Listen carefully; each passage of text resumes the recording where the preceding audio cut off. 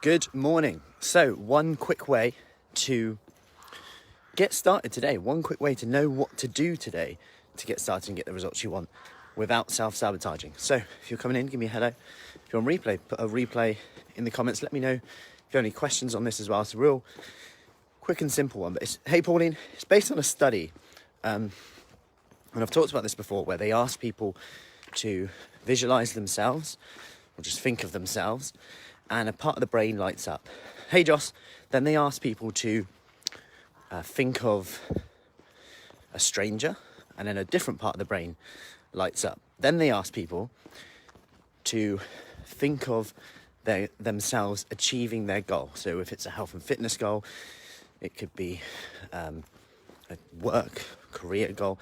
So then they ask people to think of themselves there.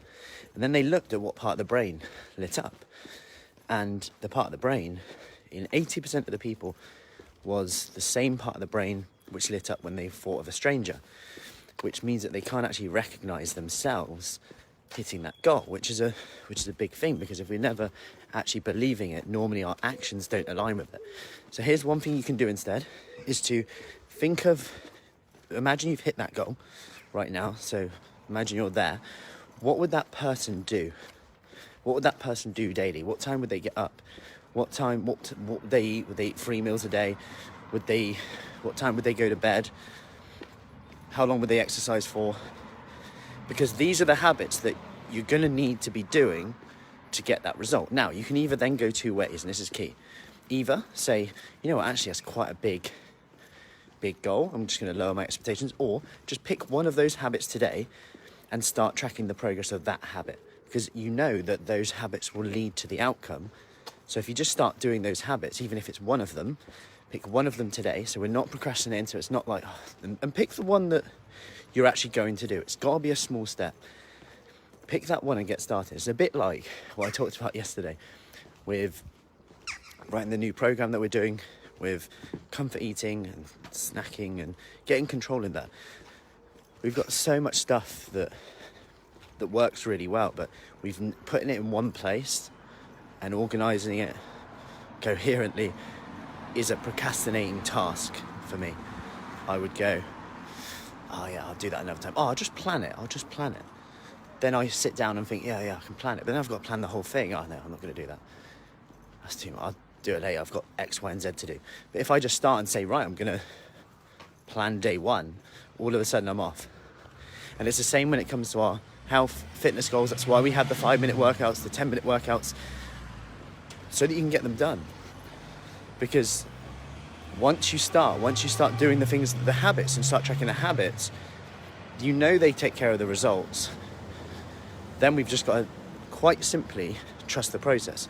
And that's a really simple way to think about what I'm actually going to do today. Because otherwise we can jump from diet to diet. Oh, low carb, it's not the right time. It seems too far away. And you might be thinking, yeah, but what's the most important now? So we always have more questions, right? Morning, Paula.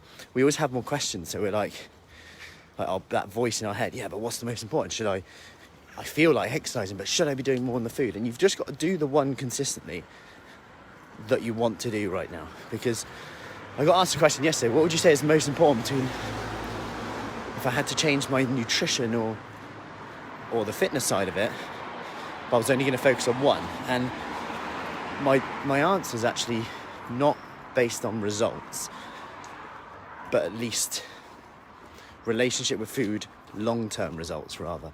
So nutrition will have probably a bigger effect short-term in terms of fat loss results that way. But you've got to think of the bigger picture in terms of how you feel and the habit. So if you can get into the habit of exercising and you're flooding your brain with endorphins, you then feel better. And by consistently, I don't mean just doing it for a week. Like, once we start, just do it for today. Just do it a day. Start with a day. But once we get into habit and routine of actually exercising, that becomes relatively easy. And like someone said the other day, like, I want to treat my body well and reward myself, not with eating X, Y, and Z, but actually rewarding myself and treating myself by going to bed at a certain time, exercising, because your body thanks you for it. It does give you energy if you do those things. And it's reminding yourselves of that in terms of, I've kind of got an option. How do I want to feel today? Do I want to feel good, or do I want energy or not? And our brain will want to go, why am I so tired? Like, I'm just be stressed about being tired, when actually, if I just trace steps back, stayed up later than I should have, X, Y, Z, we all have a strategy for it. So, I hope that helps. Anyway, quick take home from today. Visualize where you want to be and how you want to look, how you want to feel, what you want to be doing at that time. What does that person do? And then pick one of those things and do it today. And I'll see you soon. Take care.